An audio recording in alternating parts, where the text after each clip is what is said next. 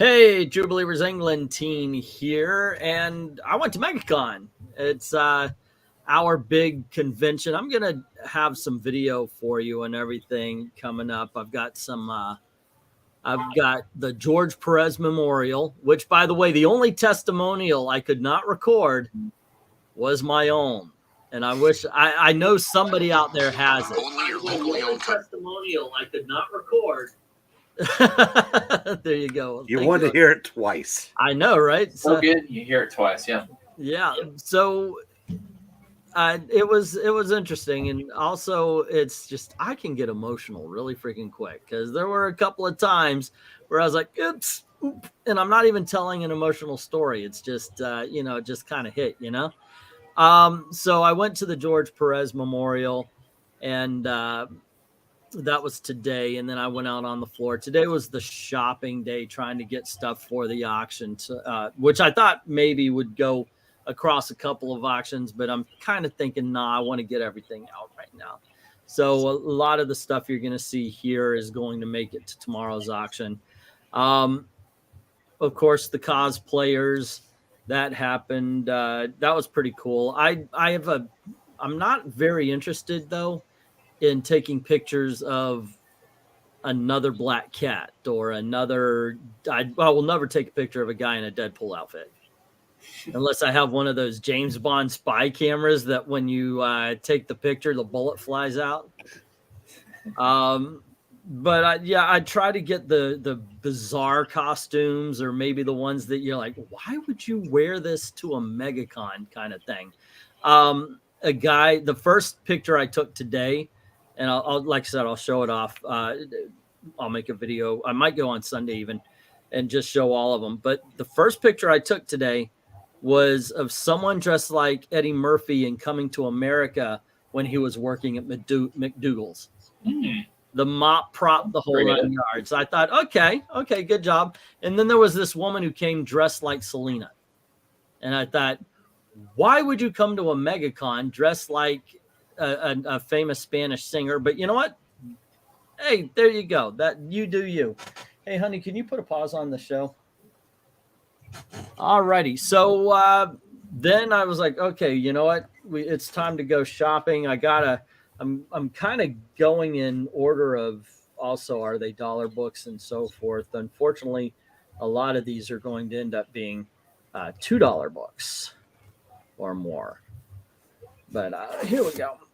Some of them, at least one of them, though, will end up in the quarter book. But I was like, you know what? Let's see how it goes. And that is Wonder Woman, edition number 218. Oh, nice. Yeah, even I found even if these older books, even if I do put them in the quarter book, they bend. Hey, they make. So there you go. Yeah. And hey, good evening, Chris Bolton, and how do you do? And of course Marania. Hello. Some guy actually, he was so freaking excitable about, like, some people when they're trying to sell their own Kickstarter book or whatever, they'll sit behind and they'll just wait for people to come out. This guy jumped in front of me, and I was listening to his pitch. And I was like, you know what? I don't care. You actually stopped somebody in the freaking aisle to tell them, oh my gosh, you got to buy my book. No, I didn't.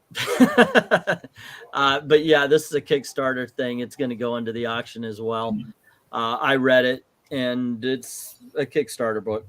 But I sometimes I do that. Like last year, though, I bought way too many. I ended up spending like $50 or $60 on Artist Alley independent kind of things. I said, I am not doing this with. I got X-Men number 313. Okay, be good.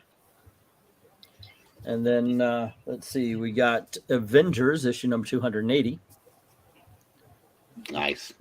Because Frank Miller was there, everything was marked. Holy crap, Frank Miller's here. Go get this signed. And that's why that sticker's there. But here's there you go. Amazing Heroes with Frank Miller cover. Yeah, and Hendrix, it's not good to break into people's homes to sell your books to them. That's going one step too far. Now, I didn't talk to Frank Miller. I saw Frank Miller. I got to tell you, man, stiff wind is blowing that guy around. He is just frail looking. By all. So, in other words, you're saying gather and slab your Frank Miller books now? Yes. I wouldn't go so far. I got to admit, I think this one, I was really stupid because I looked at the cover. I was like, oh, okay, Barry Allen flashed. Oh, all right, sure. No, it wasn't. It's one of those things like I'm picking out like that, just thumbing through. And then when I finally had a look at it, I went, oh no, it's still a good run. It's still a good issue. But there we have Flash issue number 22. I didn't even look at the number. Yeah. The books I had to put back, by the way. I was at the last booth, and this guy had some great freaking stuff for a price I like. And unfortunately, I didn't count the entry fee when I was subtracting my money. So I was thinking I had $50 more than I had, and I got a stack of freaking books this big, and I'm like, okay, here we go. It's going to be $100. I should be able to get it. Woo! And I kid you not, Maranya, a pile of Iron Man, including it was like 244 all the way up to 268 uncut. So you got the entirety of Armor Wars 2, that Doctor Doom 248, 249, 250 story. Some great freaking Iron Man books. Unfortunately, I had to put them back. Here we have Wolf. Okay, that's a quarter book. No, we have Wolverine number 19. Oh, and I did talk to I just walked around talking. I was like, you know what? Normally I don't talk to these people. Let me actually, go up and say something here. So I went up to, I actually talked to Tom King, by the way. And that was an interesting conversation. Got Star Trek The Next Generation, issue number 1. Okay, nice. And we got Star Trek The Next Generation, issue number 2. I remember somebody asked for Wonder Man. Here's Wonder Man number 2. Outrage. Why? Because of Wonder Man's side boob? Yep. There you go. And then I've got Wonder Man number 1. Cool. Unknown Soldier. Because I had this one and I found this one, I was like, okay, that's good. So now I've got Unknown Soldier 1 and 2. Yeah, that's the Vertigo. Yep. And I don't know. For some reason, I think people would be interested in this kind of thing, so I picked it up. Here's Wildcats Adventure 1 and 2. So there you go. And I have a feeling I'm wrong. But we'll see. Okay, and then there was a request for Avengers West Coast. I am happy to say we have some Avengers West Coast. We have... Yeah, issue number 5. And we have issue number 9. Oh, that's one of my favorites, the Master Pandemonium issue. They go down. That's part of trying to reclaim Tigra's spirit back from Mephisto. Issue number 16. Yeah. So I go up Tom King's booth, and you know what? Okay, let's talk to this guy, all right? Because when you're talking about his books, if you don't like the stuff, you can vilify somebody really easy. So I talked to him. Really, actually, very cordial, very nice guy in person. I know on Twitter we always get the vile. Nice have a bodyguard standing next to him? No, just him. But what happened was, like, I was like, okay, I'm not gonna ambush this guy, but I want something confirmed. And he just so happened to have a copy of Supergirl, what was it, Woman of Tomorrow, whatever it was. And I said, I got one question for you. And I want you to tell me, if I'm crazy, call me crazy. I'm fine with it. If I'm wrong, I'm wrong. And I pointed down to it and I said, that's freaking True Grit. And he smiled and he goes, you're not wrong. You're not wrong. He goes, I actually pitched it as I wanted to do True Grit. Originally, Supergirl was going to find Lobo. That was how he originally pitched it, but they didn't like that idea, so he switched it where somebody's finding Supergirl. And I told him, and we talked about it. And of course, also we talked about the fact that True Grit is freaking amazing. But yeah, he flat out said that and said that it was. I appreciated that. And then I told him, seriously, the way you wrote Supergirl in this book, you got to get together with Peter David and do Fallen Angel. All right, we also got West Coast Avenger number 19. No, absolutely not. Do not let Tom King anywhere near Fallen Angel. I'm sorry. Oh. Yeah, no. West How Coast far Avenger. behind are you right now, by the way? No, it just took a second to register, and I'm like, no, Okay. what are you talking about? Here's issue number 20. Yeah, well, Sands of Time, Kang. We have issue number 25. Wonder Man versus the Abomination. We have issue number 26. By the way, I also found the last issue of West Coast Avenger, but it's $60 freaking dollars. Wow. Here's issue number 28. I assume that's because of the low print run. That would be my guess. And we have issue number 29. And here is issue number 30, The Composite Avenger. And we have issue 37. So that's where they got the idea for the Sinister Six character in Spider-Man. Here's issue number 39. And here's issue number 40. And then issue number 50. Okay, come on. Here we go. Issue number 50. And we have issue number 52. Yeah. Now, did you see the West Coast Avengers? That's the first appearance of White Vision. Yeah. What was it down to? 80. At some point in time, some poor sap paid $200 for that thing. Yeah. Yeah. We have issue number 54. And we have issue number 58. And here's issue number 59. Here's issue number 63. Issue number 64. And then we have the annual number 3. And we have annual number 5. There we go. And I need to go sell some comics in Florida. Really? Because the Avengers West Coast Avengers 45 is down to 40, and 102 is $5. If I can get 60 for it, I'm taking mine down there. I said first of all, come on down. I'll tell you what, you bring the books, I'll do the booth. I'll pay for the booth. I'll toss in my own books, but it'll kind of be like it'll be kind of like a waitress marrying a rock star. Hey, we made $1 million and 45 cents. You know? Wow, that's it. Yeah. But yeah, bring your books down, man. I mean, it also is a big convention too, and those, so prices on keys and stuff are usually inflated a little bit. Well, at 45, I can kind of see, even though problem is it's long, and the day they announced there wasn't going to be a season 2, it was just like letting the air out of a giant blimp. Yeah, that was the sound of speculators going off. Yeah.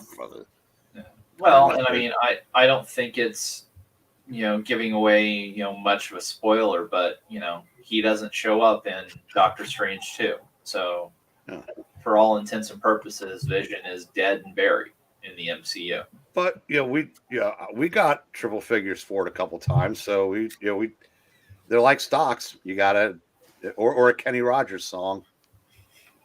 I know when to hold them. When to fold them, when to shut the hell up, and you need to know when to take the earphones off. You've seen a couple of these, but I grabbed another one: Magneto and the Magnet Men. Nice. Assassins. Very nice. Assassins. Ghost Rider Annual 2 from the Danny Ketch years. Yeah, I just haven't seen one of these. I've seen a lot of others. I've never seen this one. We have Marvel Superheroes, issue 1992. And we have a Marvel Tales Squadron Supreme. By the way, this is like the first 5 or 6, first 4 right there. There it is. That involve the Squadron Sinister. So, yeah, fun times with that. Interesting little book. Here is Identity Crisis number 1. Ah, yes. Here is something for these for the old folk to enjoy, but a book that would have broken the internet. I think we had the internet back then. 2004 we did. Well, I mean, we had Twitter, social media. Yeah. The way that we do. I'm sure that on the rec.comics or there were some choice words being thrown about. DC Comics presents Superman and the Forgotten Villains, Lady Rawhide, number 1. Outrage. And then we have, I had to get this one, man. When I saw it, I was like, yeah, I know I've got a couple of Star Trek fans in there, but here's the Voyage Home. For the Daredevil fans, we've got Daredevil number 259. X-Men Classics number 2, which does some Neil Adams X-Men. I couldn't find chapter 1, kid. No, I'll show it here. Couldn't find chapter 1, but at least I found chapter 2. Oh, yeah. A Zach special. For those of you who don't know, that's the Punisher right here. He turned black for 2 issues. After I found that one, I was like, oh my gosh, I gotta find number 50. Where's number 50? Where? I couldn't find it. Oh, and by the way, I saw a first appearance of Green Lantern, and I'm not talking about Hal Jordan. I saw many first appearances of Wolverine, many first appearances of Iron Man. What I did not see throughout that entire freaking convention is DC Superstars issue number 11. That was the one. I said, that is my book. I am buying. When I see it, I shall buy it. It is mine. I'm sorry, Eric. What were you going to say? Is that Zatanna? Yeah, that's the Zatanna issue where she's kind of crouched. Yeah, and oddly enough, there are no new stories in that book. Really? It's all reprint, huh? Yeah. That's funny. But so is it reprinting basically the story and so her first appearance in Hawkman and I think it might be some of the backup features in Supergirl. But I was always wondering why that one escalated.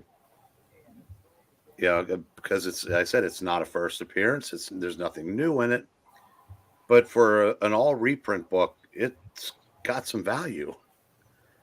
Englentine throughout history, giving advice to the worst people. Like in 1933, when I was in Germany, hey, I got an idea. Let's create a bunch of summer camps and we'll roast weenies. Yeah, well, you come up with, look, it isn't the person who builds the weapon. It's how the country uses it, really. Okay, so just for those who actually like adventure IP style and wonder what the hell happened and why isn't this guy more into comics, we have Indiana Jones and the Shrine of the Sea Devil. Seriously, why aren't there more Indiana Jones comics? All righty, kids. Also, we have issue number 1 of Sin City, A Dame to Kill For. Nice. And Ghost Rider issue number 25. I was trying to go for books that I could at least, I wouldn't feel embarrassed if I charged $2 for. That was basically it. Because I ain't finding no 14, 50 cent, 35. Yeah, it's a convention. So we have Captain America number 400. A little double-sized thing, and I think also a flip book with that. Also, I picked this up because I'm building a Lonely Place of Dying set. Now I need one more issue, and I'll be able to put it out as a set. Also, speaking of sets, one of the issues that tend to go missing is one that's not really a chapter. We've got right here, the Justice League. All righty. This was spoken very highly of when we were talking about George Perez. And so when I found it, I said, okay, let's give it. Let's let someone give it its day in court. It's Legion of Three Worlds issue number 1. Unfortunately, I could not find the other two. Here we have Silver Surfer issue number 67, where he meets Galactus and Doctor Strange.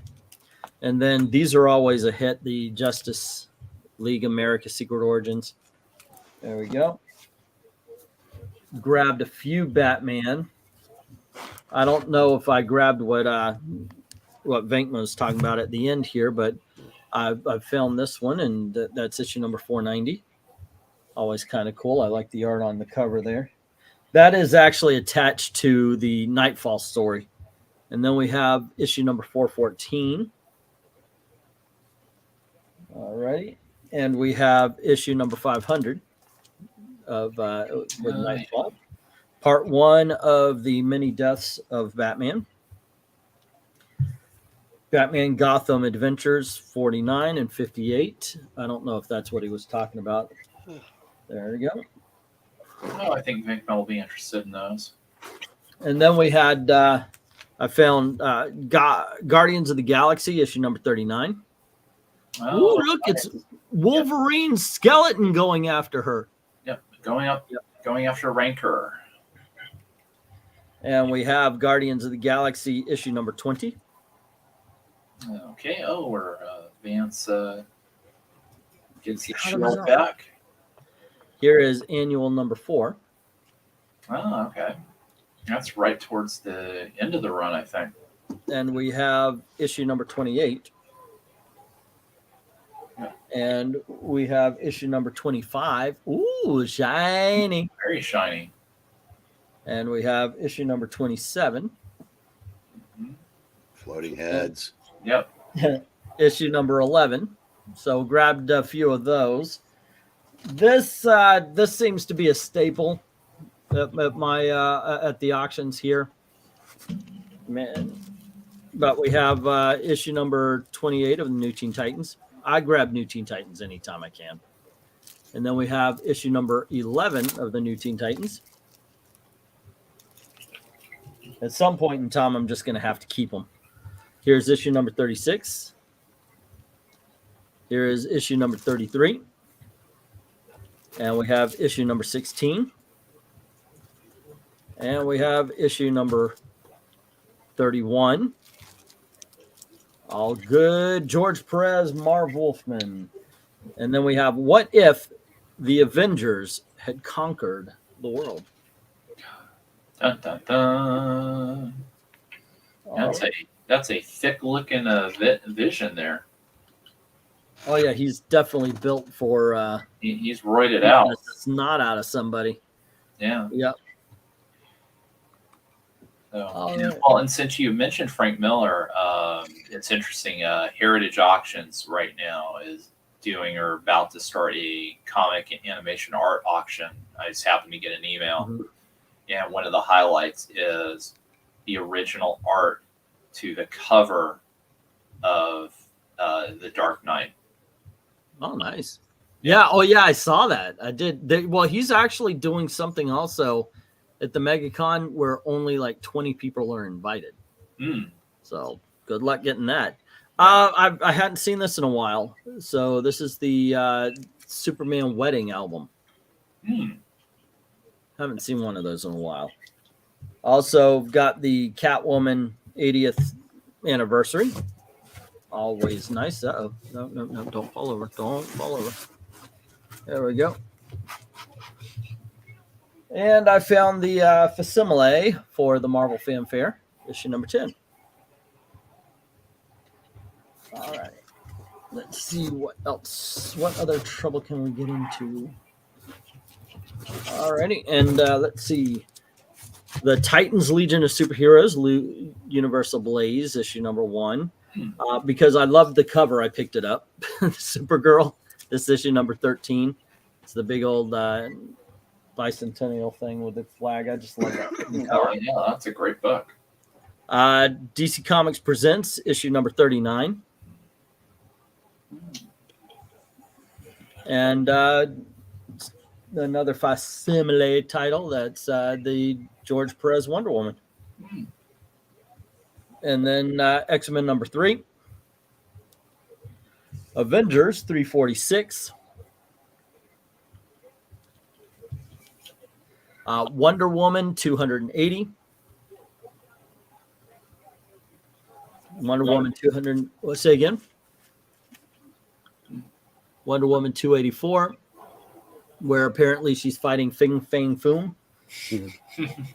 We have Wonder Woman 287 and Wonder Woman 292.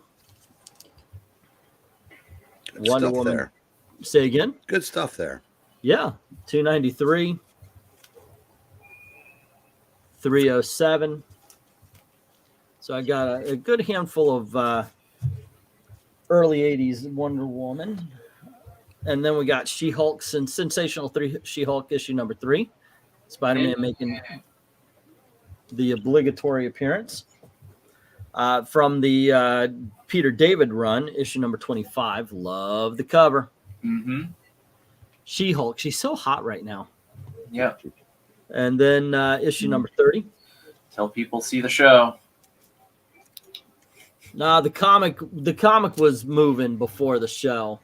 Oh, I know, but It'd be bullshit to let that make She-Hulk live. it'll be dumb enough, hot till the first episode comes out. People are gonna go like, "What the hell is?" if you're dumb enough to make the TV show think that the comics were bad, that's on you, man. Okay. Here's issue number 31.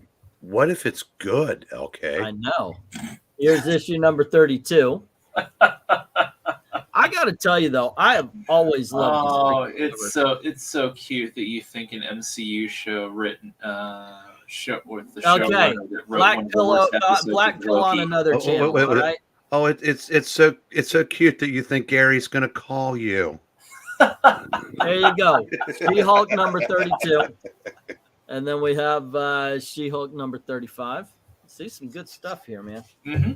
No, that was a good run. No, again, as I always like to say, Peter David can do almost no wrong. Now, I got to tell you something. I've had a few war titles, and usually I got to admit, because they're so popular, they tend to be a little bit beaten. This is not a beaten up copy. But this is Sergeant Fury 133. Here is Sergeant 135. We have Sergeant Fury and his Howling Commando. Okay, well, this one's a beaten up copy now. Mm-hmm. 148. Here we have issue number 150. And we have issue number 157. Here's issue number 167. Here's issue number 166. And then we have issue number 160. I got, guest starring Captain Savage and his Leatherneck Raiders. There you go, 154 and 153. You know 167 reprints, don't you? No. You should be able to tell by the cover. I didn't know 167 was a reprint. All those are reprints. Oh, really? Yeah. Huh. Oh my gosh. Yeah, this is the very first appearance of Sergeant Fury. It's number 1, yeah. Yeah. Or the number 1, yeah. Yeah, all the westerns in Nick Fury switched over to reprints in like the early 100s. Mm-hmm. Okay. Let's see. Next up. This is going to get bored of the night. And I wish I grabbed the other Justice. I had to put some Justice League down, and I felt sick to my stomach because they were in the same era as this. But we do have Justice League number 1. Or annual number 1, not Justice League number 1. But then we have issue number 220.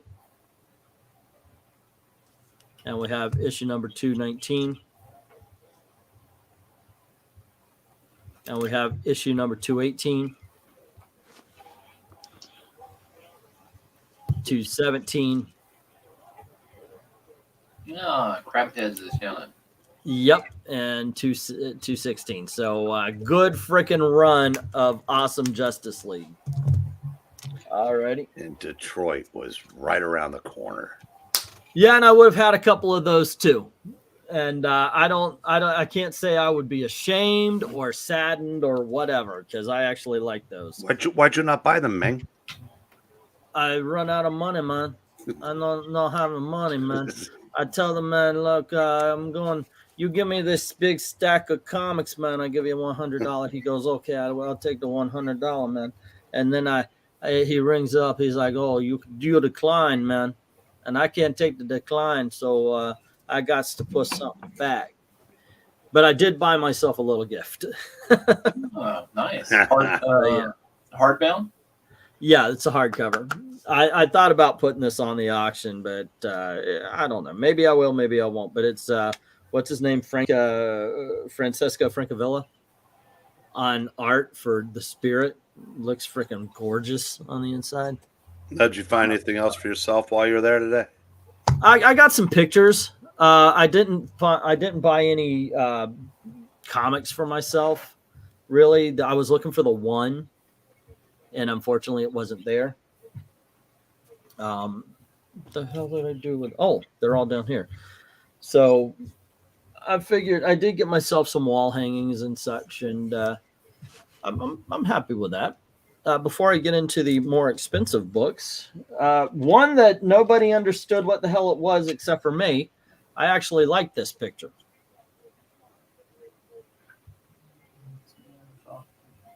It's Isaiah Bradley. Yeah. Oh, okay. Yeah. I thought, okay, that's pretty cool. That's pretty cool.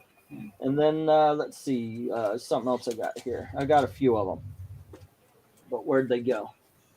I'm going to do from least favorite to most. Oh my gosh, they're all my favorite after this. Holy crap, they're just amazing. Let's see.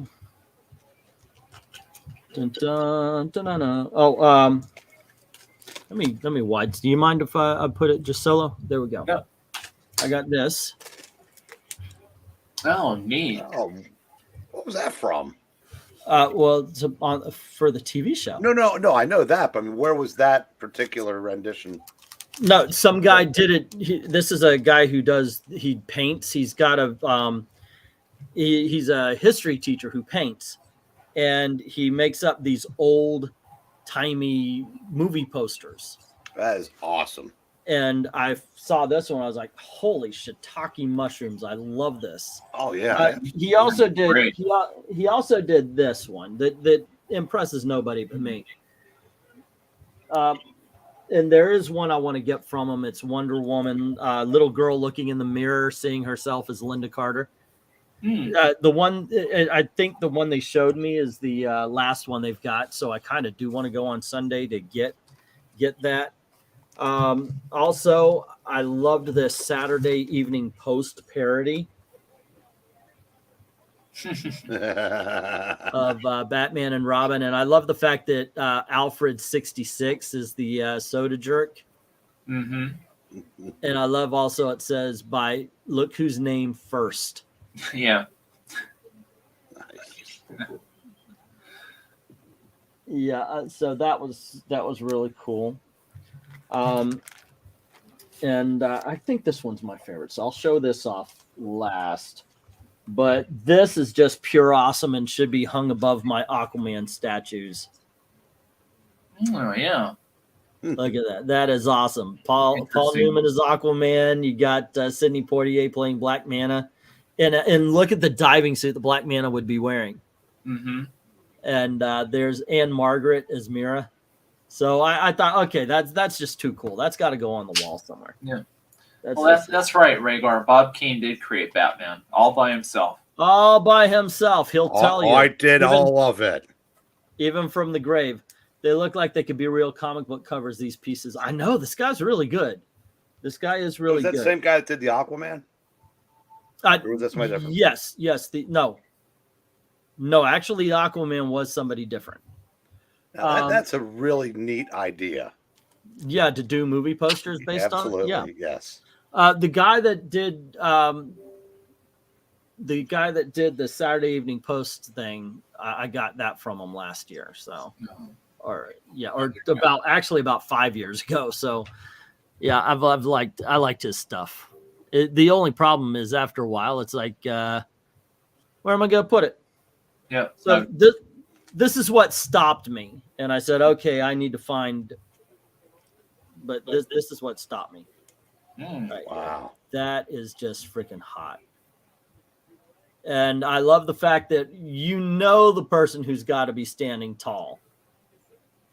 So, but he's got all of them, even the new guy right there, and the Superboy right over here from the crappy show that was made in Orlando. No, that was this guy, right? Him. Either way, the Superboy show sucked. Yeah, but there you go. Now I've got the DVDs. Yeah. Yeah, but those were the pictures I snagged for myself. Let's see. That's an awesome cover. Every Superman ever. I know, right? That was pretty good. All right, let me get the last piece. Wait a second. Okay. You crap on every new show that Marvel puts out as you defend that Superboy series.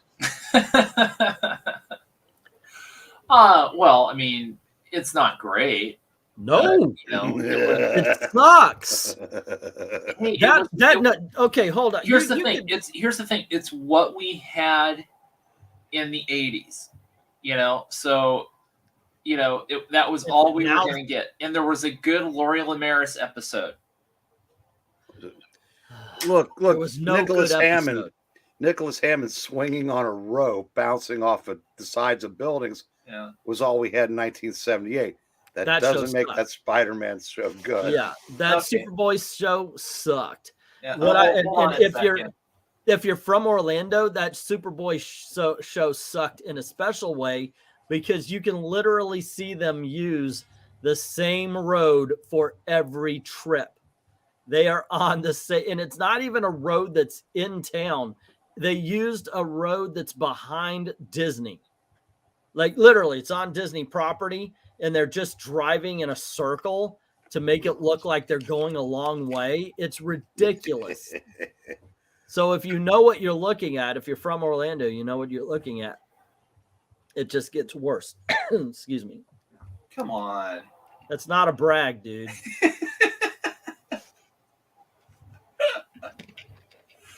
Well, you got to remember, too, it came with 2 comic books inside. Not a brag, dude. It came with this Superman. You know what? I got that Superman. Do you know what I didn't have to get stuck with? Pick me, teacher, pick me. Eric. A shitty Superboy show. Yep. All right, let's finish these out. These are the ones I bought to be big dogs and at different levels, of course. But I did manage to pick up issue number 7 as far as the annuals are concerned for Peter Parker. We have Peter Parker annual number 8. Peter Parker annual number 9. Cloak and Dagger. And we have number 10. So those are the spectacular Spideys. Then we have Excalibur. There we go. It just says Excalibur. Oh yeah, that's the very first appearance of Excalibur. That's the trade. Now that's not the it's not a printing error. There's one version of that's worth a little bit more than the others. This is something there are just a few books I think that were released in the late 80s or in 90s that I think that would be so much bigger had they just been released maybe 6 years earlier or 6 years later.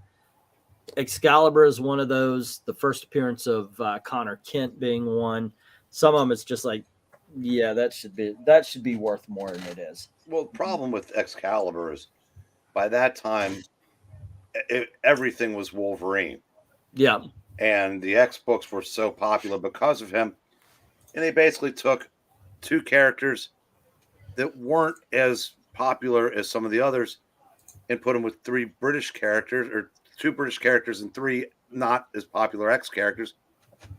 And even though that was probably better written than it was better written than any of the X books at the time. No one cared. Yeah. Oh, can you hold the Excalibur back up? Yeah. Just double check. What's the printing error?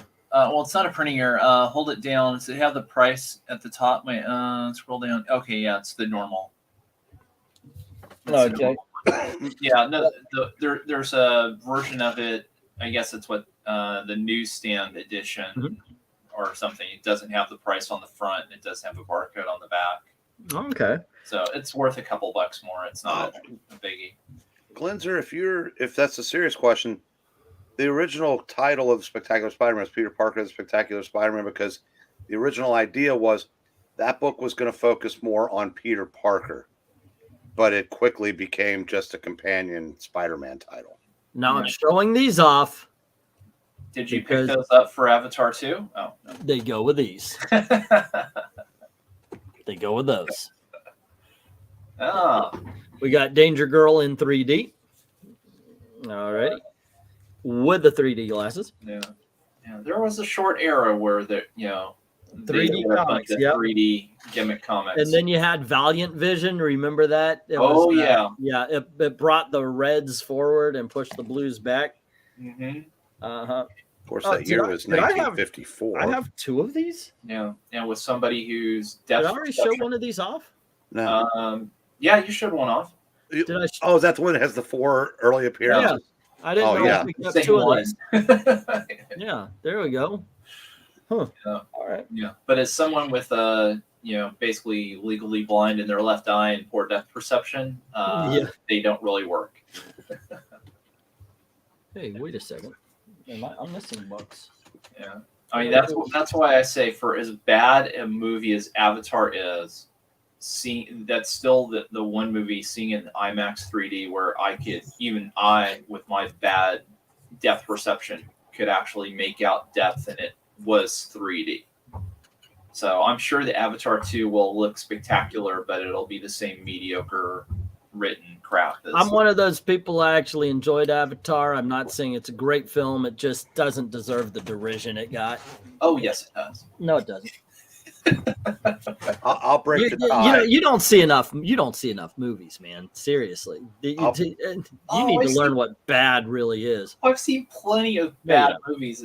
Again, it's a scale. Is it as bad as some B movie schlock? No, but in terms of what we should expect from it, it needs to be held to a higher standard because of who's making it and the quality of the movie, or the expected quality of the movie. That wasn't that bad. All righty, here we've got X-Force. Hologram.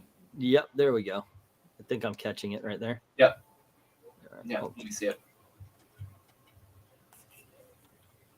Okay, Hologram, do your thing. Yeah, there we are. Yeah, see, even Rhaegar agrees with me. Uh-huh. Avatar ain't even that good. And then we have Wolverine number 75, which was the one everybody wanted, of course. Because he gets the adamantium ripped out of him. There you go. And I've got Star Trek versus the X-Men. Star Trek, yeah. That was an interesting crossover. Yeah. And then I've got nope, this got to get with its buddy down there. Oy vey. I got what I call Zachary bait.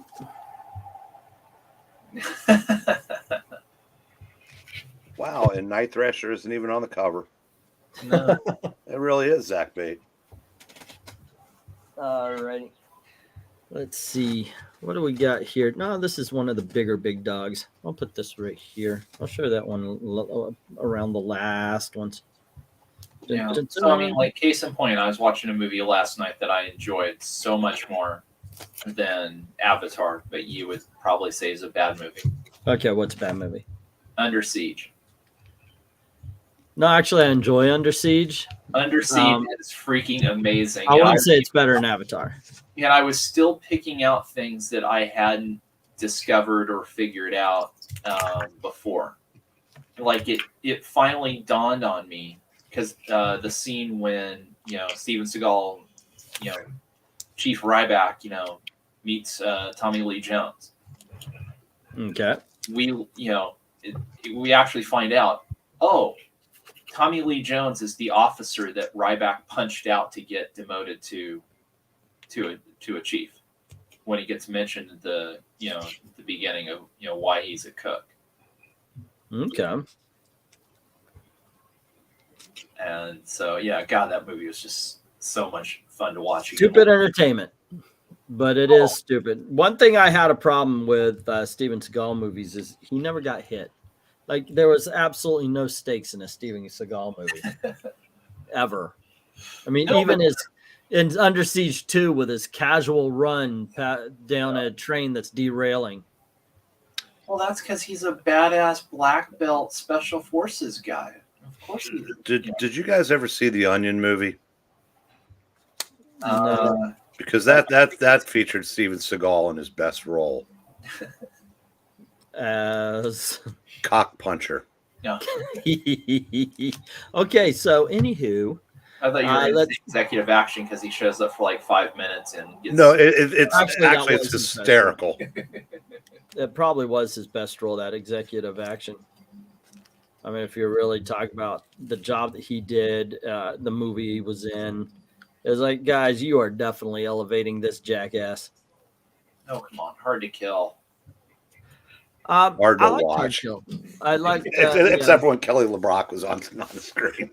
The one. What was the one with the Jamaicans? Above the Law. Oh, Predator 2. I'm sorry, I was thinking of a way better movie. All righty, so we've got these. These are probably gonna be in the 13 to 15 area, maybe 15 for the. But we've got issue number 13. Of Guardians of the Galaxy. Unfortunately, it's got the it's going in the quarter book marking right there on the green marker. Yeah. But I've got a damn near mint copy of issue number 14, so that's going to go as a set. Okay. In all honesty, you just can't go wrong with these. But here we've got Batman Darkest Night, which is awesome. Batman Gotham by Gaslight. Okay. Yeah, and MK, she was a Playboy playmate, not a stripper. Kelly LeBrock? No, in Under Siege. Oh, okay. What Eric Eleniak plays. Yeah. Well, she was a stripper in the movie. She was a Playboy playmate in the real life. Well, okay, no, and then we've got she was a playmate. Superman Speeding Bullets, which is one of the greatest Elseworld stories of all time. I forgot who asked for it, but I found a copy of What If Conan. It's a continuation, but it's issue number 43 of What If, where Conan is in the modern day. And now, while I had to give back a stack of Iron Man this thick, and hopefully Sunday I'll be able to go pick them up if they're not taken on Saturday, I did. Tormenting Marania. I did, however, manage to pick up an Iron Man number 100. So, there we go. Nice. Yeah. Somebody said, "Oh, go on ahead." I was going to ask me how willing were the dealer to bargain right away. I mean, he was like, "I'll give it to you for 100, dude," because we were having a good rapport. Everything's cool. So yeah, it was really, really easy to get a bargain. I also managed to pick up a newsstand edition of The Amazing Spider-Man Wedding. Yes. Nice. That's a wedding that has stood the test of time. I know. Man man shall never rip asunder. Yeah, it's fantastic to see. Yes. I'm getting to the bigger big dogs, as you could see. So I'm wrapping up here because I have 4 of the bigger big dogs, and I count the five. I count the Iron Man, the Peter Parker among them. A lot of crossovers. I gotta say, I dig this one. I don't know how you guys would appreciate the Galactus Dark Side one, if y'all would, because these things cost money these days. And I saw that one I would have to start the bid like around 15 or 20. But here's one also: Silver Surfer and Superman. Hmm. So that is cool. But, ladies and gentlemen, not as cool as what I'm about to hold up. Because if I'm telling you what, I'm going to go a little Kelly. What's her name? The one that does the Captain Marvel. If you don't like this, don't buy my books. I don't Kelly know. Sue DeConnick. Kelly Sue. I'm going to go Kelly Sue DeConnick. If you don't like this guy, if you don't like the artist on this book, what you doing here? Seriously, ladies and gentlemen, I give you The Devil Dinosaur, issue number 1 by Jack Kirby. Ooh, breathe that freaking book in. It is gorgeous, by the way. Yeah, with Moon Boy. Yeah, Not Moon Girl. that is freaking gorgeous. Now imagine if they had drawn Moon Girl like that. The outrage we would I see. know, right? Yeah. And then, of course, I saw it. I know this crowd. Say what you will. I had to get this. I just freaking had to. I was like, you know what? With this crowd, with our history and everything, there's no way I could walk away from this book. I'm trying to get the freaking price tag on so it doesn't mark. So $1. Is it a Marvel book? Oh, really? We're going to do that? Okay. Okay. No. Go. Okay, Eric. Is it a DC? It is not. Anybody else in the crowd want to play mystery comic here?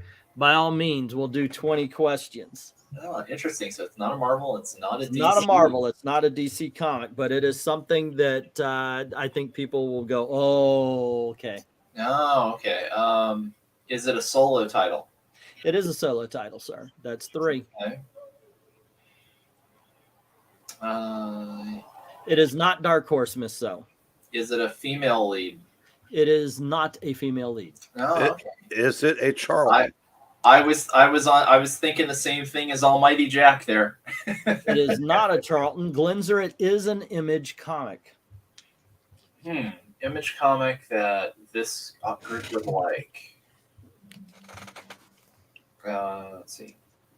Yeah. Do we ask? Is it a solo title? Yep. Okay.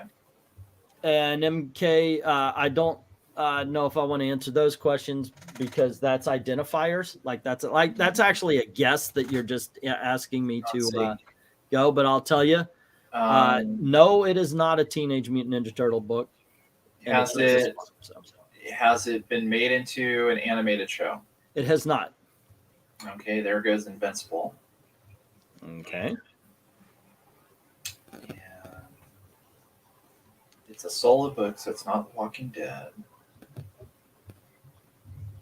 All right, take a guess. See if you want. Indie Comics Jones, I'm pretty sure with this crowd, it's not Man-Eaters.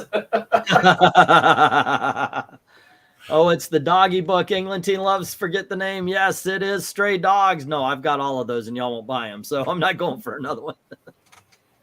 That also knocks out Spawn, as it was made into an animated series. That is correct. Or Savage Dragon, or quite a few. You have a guess there, Eric? I'm completely clueless here. Anybody want to take a guess that this crowd's going to go, oh? You did say, someone asked if it was a female character, right? Right. It is a male character. Okay. Yes. And I got to tell you, this may actually be one that I'm hanging on my wall just for shits and giggles. You guys ready? Yeah. It is not a Liefeld book. It's an Ethan Van Sciver book. Oh, God, I would not have gotten that in a million years. Yeah. Well, that's not an Image book. It's Harris. Oh, it's Harris. Oh, I forgot. I looked at it. I looked it wrong. There you go. Well, that kind of changes the dynamic of what our guesses were going to be. Yeah, but there you Although go. I still would have been stuck on Vampirella. Yeah, but there you are. We have ourselves a mint condition first appearance of Cyberfrog. So there you go, guys. That's going to be in the auction tomorrow for those of you who are here for the unboxing. I went to Megacon picked up basically I shopped for the auction is what I did for tomorrow. At first I thought I was going to put a few here, a few there, but basically all the books you guys just saw will be in the auction tomorrow night. So Almighty Jack saying, honestly, that is a hot book. And yeah. So there you go. I know it's got some heat behind it, and I'm very happy I found a copy. So when I saw it, I was like, oh my gosh, I have to get this. Because in all honesty, I don't think I've ever seen it in the wild. Well, which series is that from? I have no idea. It's from Can Harris. you hold it up again? Yeah. So maybe it's not the first appearance? I don't think it is. Okay. First spine-shattering issue is what it says. Okay, because I think that's from the second series from '96. Okay. So it's from the second series then. The first one is worth $1.50 now. Okay. Well, I was wrong. I'm sorry, but there you go. It's still got some heat. I'm very proud to get it. So there you go. Say again. As if this thing would actually do what it's supposed to do here. Yeah, Almighty Jack is saying Harris is the second series. See, I did not know that. So there you go. I just saw it and I was like, okay, we got to get that. Yeah, it was on something called Hall of Heroes for the first one. Okay. All righty. So there we go. But yeah, all those are going to show up. It was a good time. I didn't have as much fun today as I thought I would because I was by myself and there's just no one to talk to. And I want to go, ooh, wow, look at this. Look at that. That's awesome. Mm-hmm. Yeah. What?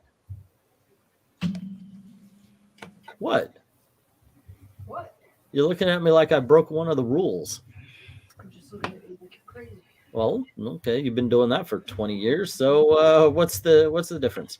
He had a first series that was self-published and much more scarce, but most people think the Harris series was the first one. No, I was actually aware of the other one because I did the comic book origin, but I don't remember what was on the cover, but I still think this is a pretty cool book. So there you go. Also, not only did I get to talk to I got to talk to Tom King, which I had a little fun. I talked to Joe Kubert's granddaughter, who's doing the art for a book called Inkblot. And that was a lot of fun. She was telling stories about how she basically, no way she wasn't going to be an artist because she basically grew up in the Kubert school. Is she Andy or Adam's daughter? She is Andy Kubert's daughter. And so she, I'm auctioning tomorrow, Slow the Claw. So she told me, she just talked about her dad and how it was always art and always comics. That's the way she was brought up. It was a really nice conversation. Talked to a colorist I wish I remembered the name of. The cards on the other side of the table. I was talking to her about my daughter. Just saying, hey, I want to get her into comic book coloring and all that kind of stuff. Elizabeth agreed to let me take some samples to her. So I might actually go on Sunday just to show off Elizabeth's work, maybe get a few notes. Mm-hmm. Yeah. I think I've read an issue or two of Inkblot. It's good stuff. It's the right one. Yeah. It's kind of a good all ages type book if it's the story I'm thinking of.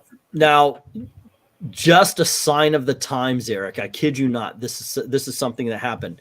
I'm walking down the aisle because I'm actually looking for Mike Grell. At this point, I don't know. He canceled.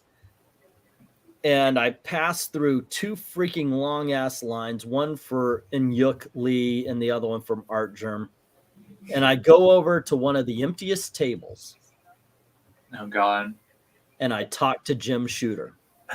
I'm like, are you? I look at this. I'm like looking at this freaking crowd down there, and I'm going, are you fucking serious? Are you kidding me about this shit? Are you kidding me? You're going.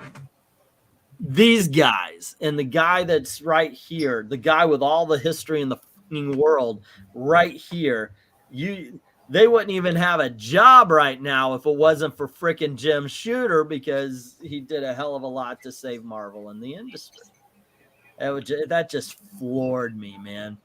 But I did appreciate the fact that I walk up and he's talking to this other guy, just history. He's not trying to sell anything. That's a big difference between the Jim Shooter booth and every other freaking guy. It wasn't like autographs are $500 after the third. Well, I got to admit, most of them were like bring up free comics, but after the third one, we're about to charge your ass. But he was like, come on up. Let me tell you, you know, I ask a question. I'll tell you whatever you want to know. And, I just listened to him talk to this dude, and he brought up Louise Simonson, which I just finally saw that Chris Claremont movie, and she's way into it. And I said, you know what? I saw that movie, and she just seems like somebody I want to hang out with. You know, she comes off so freaking genuine, so happy about the fact that she's doing comics and such. I'm thinking that would be a great conversation. And Jim just shoots into, I see what I did. I didn't even try that. But he just went into this big story about how lucky he was to land Louise Simonson, and how she was kind of like the right-hand man for everything. A lot of people, if they were afraid of asking Jim, they would go through her because she could come up and ask anything. And he just talked about how freaking awesome she was. It was really cool just listening to this man's stories. And it just made me think, God dang, guys, what are you doing?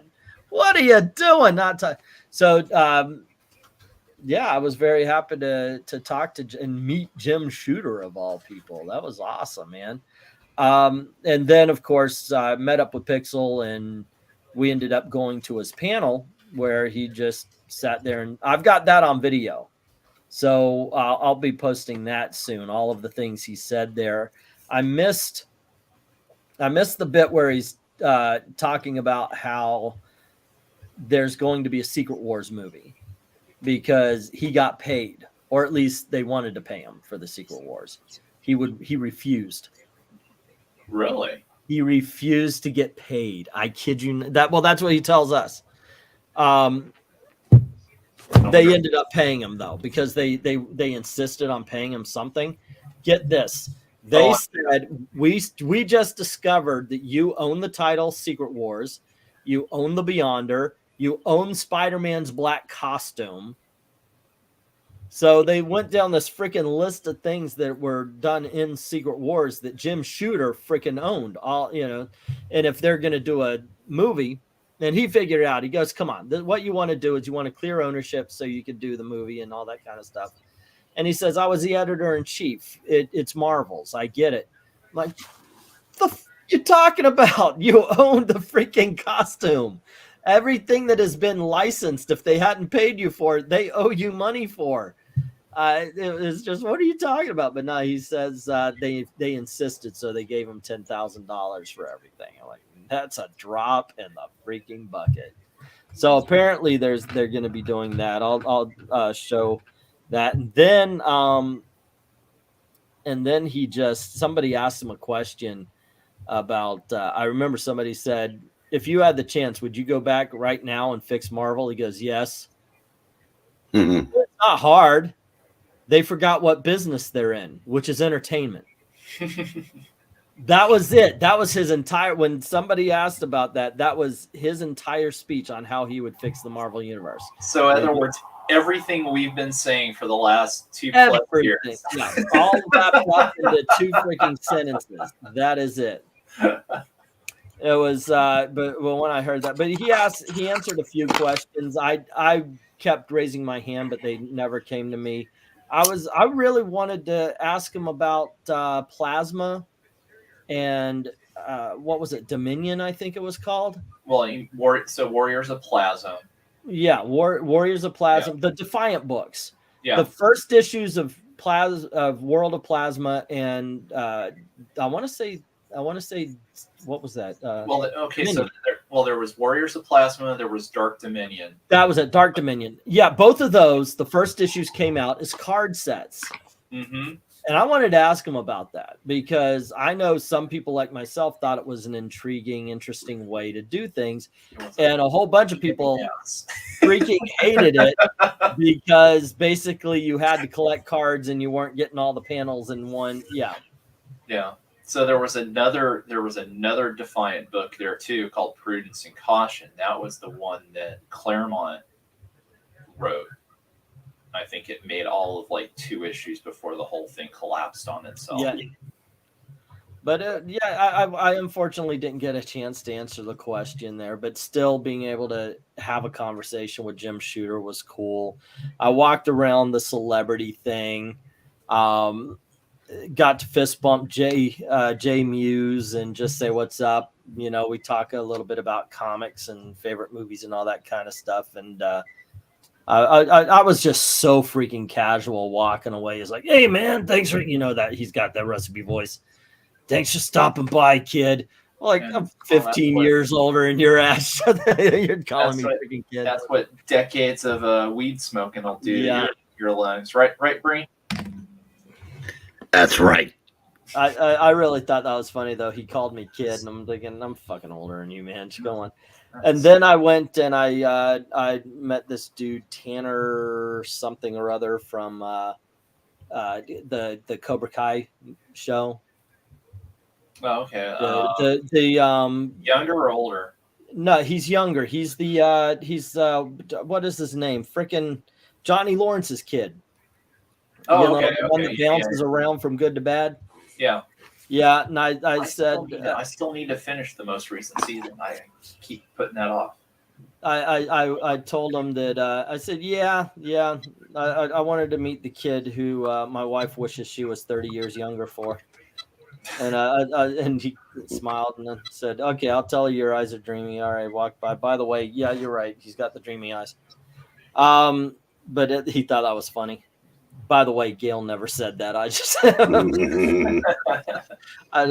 I'm walking around and there was gaps and there were gaps in people being there. So if someone is sitting there with nobody, I go up and say hi. I just want to meet these people. Like Chris Sarandon. Chris Sarandon is really, he was very stoic. And I walked up, I said, hey, how you doing? And he reaches out and he just gives me a fist bump.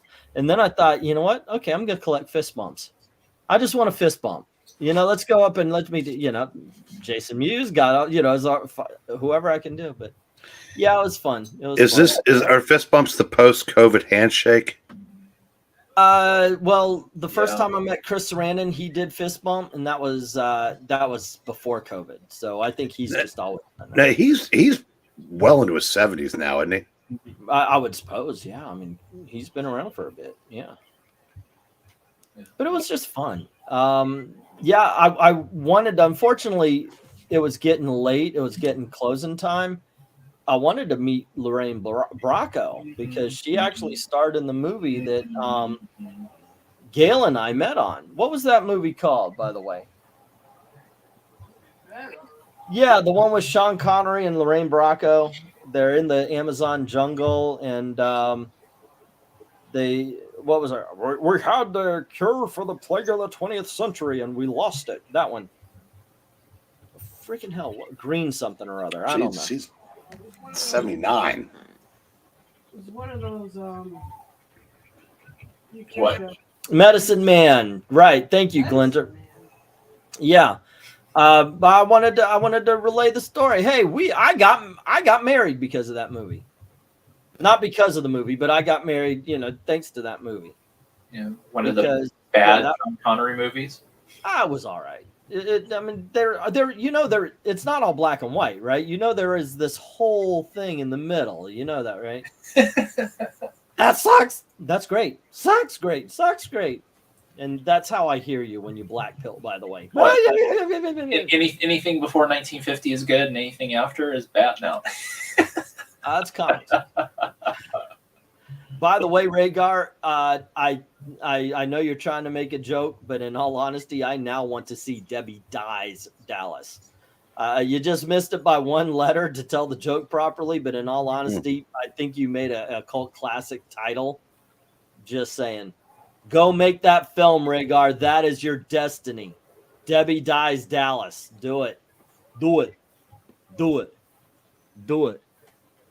Yeah, she was in Goodfellas, but the time that I met Gail, we were gonna. She was dating one of my employees. I've told this story 1,000 times. She was dating one of the employees at the theater, and I said, okay, you know, if you want, and Gail was hanging around. I wasn't dating one. No, you're right. Gail's friend was dating one of my employees, and he comes up and says, well, one of you guys date this girl because she's always hanging around every time I want to go on a date with my girlfriend. Apparently, according to Gail, she was asked to. Her friend, every time they went out, would say, Gail, could you come along? And so I was, okay, why not? We'll watch. Medicine Man comes out this week. We'll do a midnight showing. Fine. So Thursday comes around. We're about to show up. A friend of mine, Jamie. It was actually going to be either me or Jamie that's going to date this girl, who ended up being my wife, by the way. I win. And he says, okay, we get, okay, they're here. All right. So Jamie goes out and he comes back in. I said, so what do you think? And he literally just kind of looks and goes, just like that. Like, okay, whatever he saw in Gail was not working for him. So I open the door. There's Gail. She's wearing those 1990, you know, the time with the jacket and the shoulder pads. And she had this, the 1990s big old, you know, like she put a freaking ton of hairspray into it to build that freaking double-decker ice cream cone hair, you know. Yeah. So kids, you know, if you've seen Hot Tub Time Machine, it's that's real. Kind of like out of the scene of when they get out of the hot tub and are walking into the lobby of the hotel. Yeah. And here she comes, and I say, my name's Aaron, the scale, blah, blah, blah. And so, hold on just a second. I've got to finish up here, and we'll start the movie. So I shut the door. I turn around to my friends, and I said, I'm going to marry her. That true story. And I told Gail a week later that I said I was going to marry her, and she broke up with me because that's apparently psychotic to tell somebody a week that you already know you're going to marry her. Yeah. I didn't know that, but apparently Gail did. Yeah, apparently that only works in the movies. Yeah, well, there you go. Yeah, thank you. MK. Say again?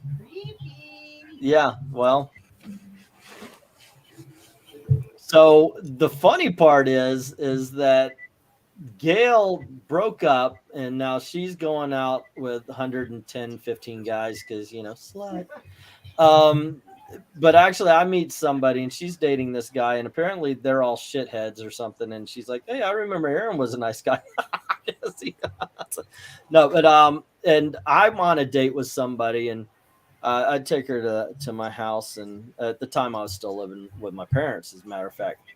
And I opened the door, and my mom, the girl I'm with, is literally right next to me. Oh, Gail called. And that I thought was that was probably the second most horrendous thing that happened in that. The first was I went, really? And went to the phone.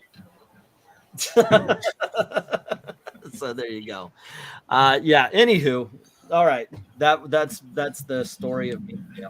So there you are. I see. I lost just tons of viewers. Well, I'm listening to this story, and I said, and you did get married. Yeah, we got married. Yeah, I was right. No, I'm not talking about that. You got married. It's just with all the stories you tell about stuff like that, and said, but you still got married. Yeah. I mean, I got married. Yeah, most people with game like yours would be sitting in a hotel room lonely at that age going, if only I'd said a few things differently.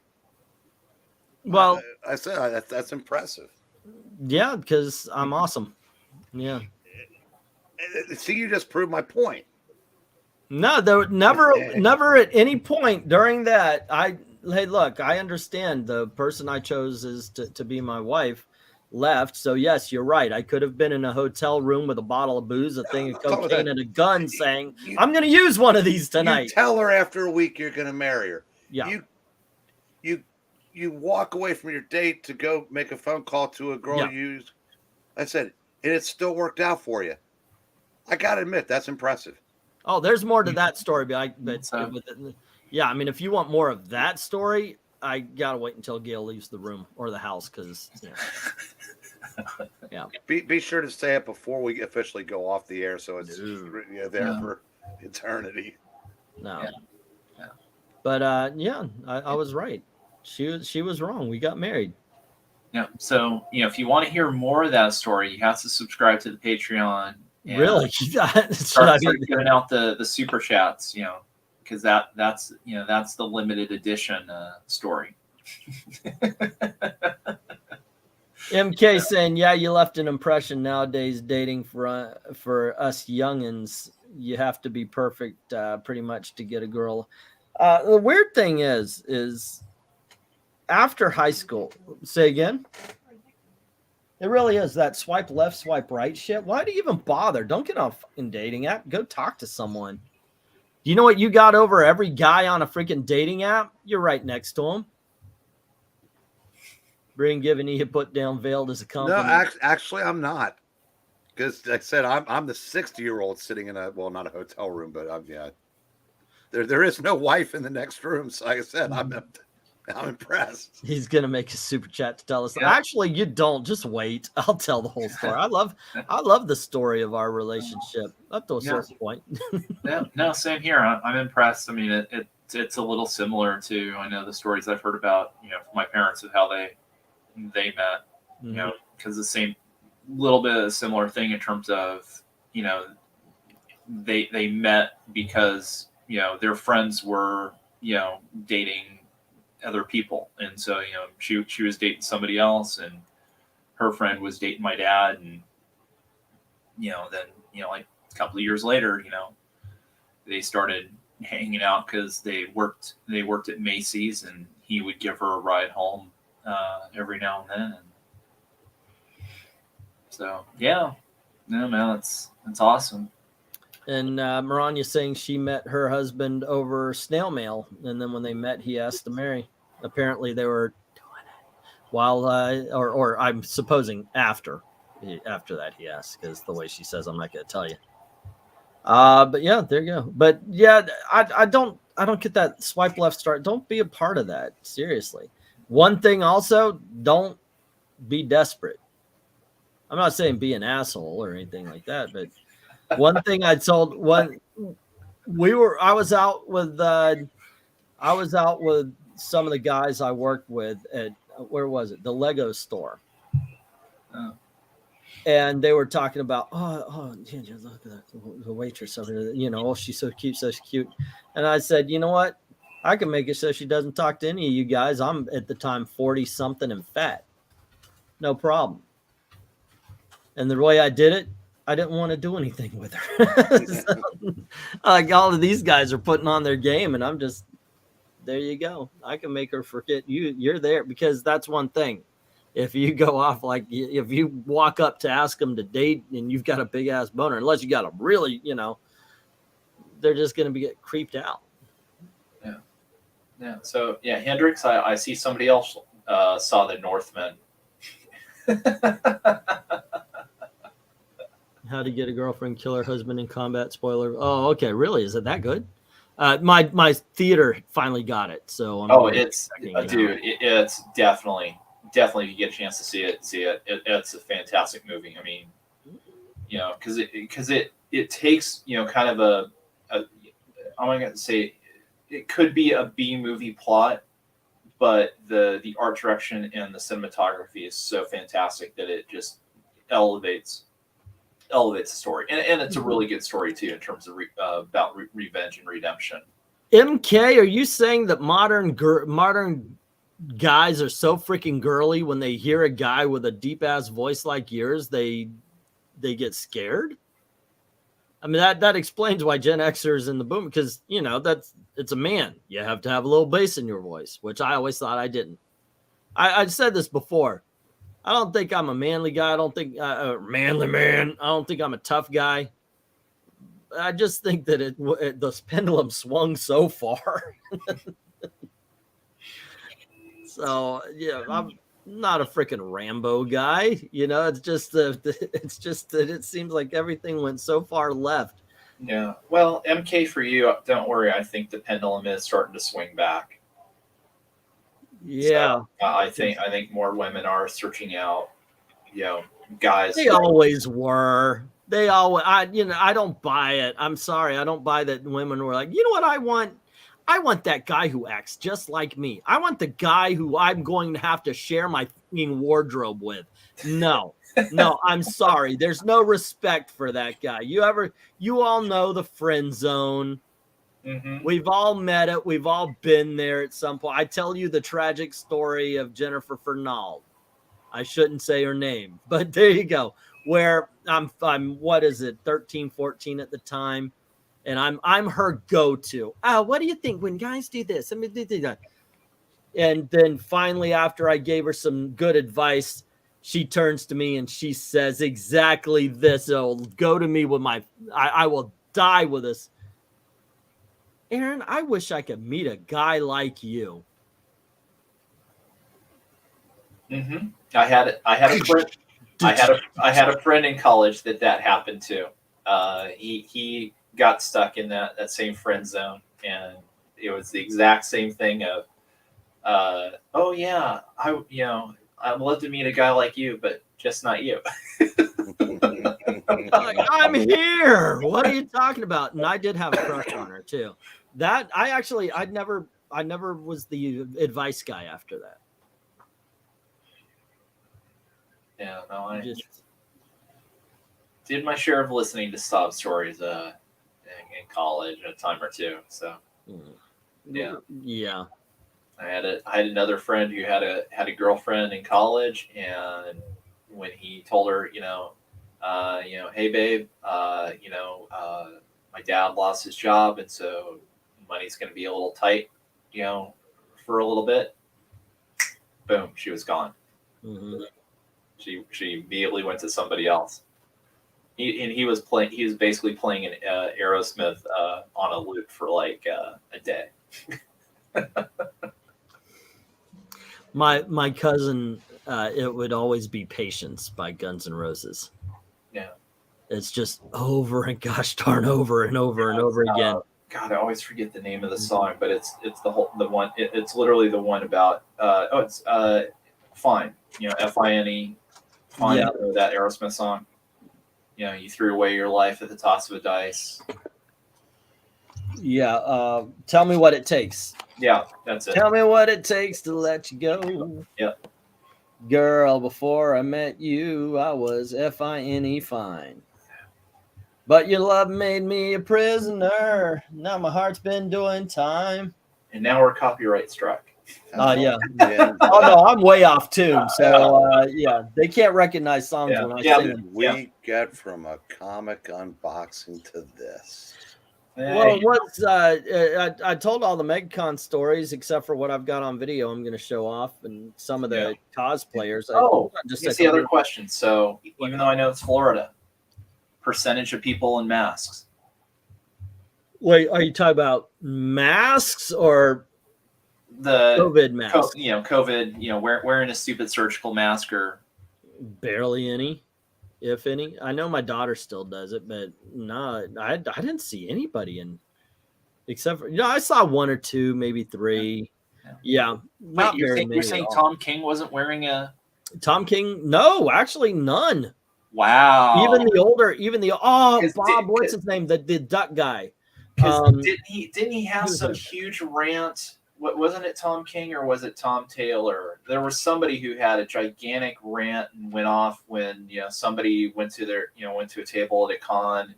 Yeah, but then one of the people, like one of the CDC or one of their gods, basically confessed that masks were useless. So I'm sure all the sheep said, "Okay, now we can take ours off." Well, today at the store, I had a mask hold the door for a mask. 26 months in, mask holding the door for a mask. Oh, well, Breen, then you would love some of the news articles here in the Bay Area where it's being recommended that we should go back to indoor. Now there will but people, but the CDC did say it's pretty much, it was pretty pointless from get go. Yeah. So but this is going to be the summer of COVID 3.0. Another redo of 2020, and because I said it's something's coming in November, so we gotta scare the sheep. Yeah. Well, okay. So back to Megacon. Monkey I'm sorry for getting us off on this. And also, by the way, you also have to remember where, like you said, we're in Florida, and even freaking AOC came here because you don't have to wear a mask. That's why that happens all the time. So you will get people like if Tom King, Marania's saying he did it during yelled at a Rorschach cosplayer. Yeah. Rorschach's got a mask already. He doesn't need to wear a second one. But the thing is people down here aren't really expected to. So, and that's, you don't get anybody saying anything. Yeah. You don't get arguments. You're wearing a mask. Why are you wearing a mask? No, you do whatever you want.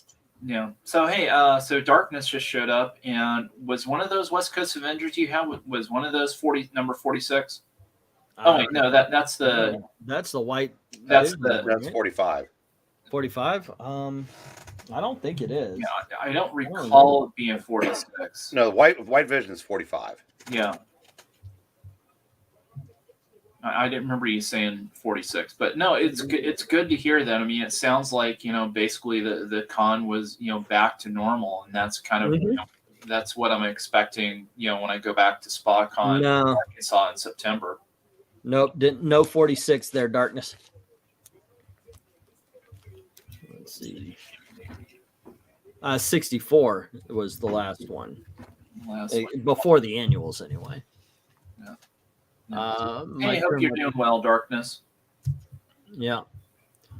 Really need to leave Washington State. They just reprogrammed the gas machines. So, get ready for the $10 gas in some places. Oh yeah, well, I mean, at least like gas wise, I was looking it up because there was another article talking about.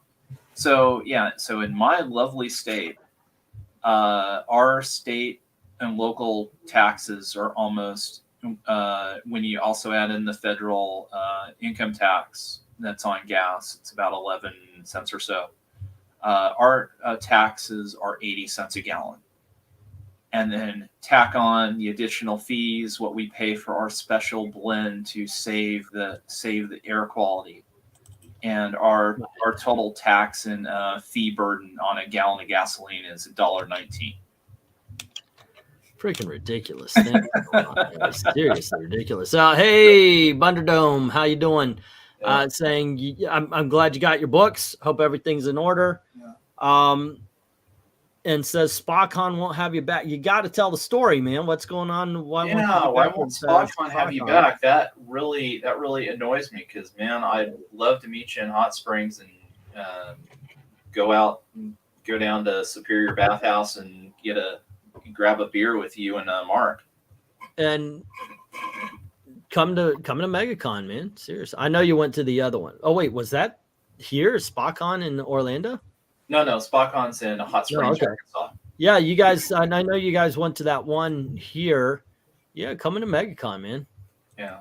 Well, and I know they've got Bell County, which is in Texas, I think, coming up. As I've seen on their Twitter feed. So, and I got my email, Tim, so I can't wait. I think sometime next week I should get my volume 5 and all the goodies that come with it. So can't wait. And just add one more space to the shelf. What was it? Last week I moved everything around and basically put all the books out in the main room and pulled all the comic book trade paperbacks here. So from here to here are iconic comic trades. And Rush Limbaugh, the way things ought to be. Darn right. And that also is a first copy when it came out. Alrighty. We need to get Eric Breen a 19-year-old gold digging girlfriend. You have gold? Yeah, Well, we, actually, yeah. I mean, according to every nerd in the freaking world, your house is a freaking Fort Knox. Yeah. Green. yeah, and that really impresses the 19-year-old girls. Trust me.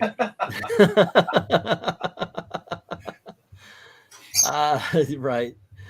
Let's see what else we got. Maybe gas prices. Ever hear of Mark Levin? Yes.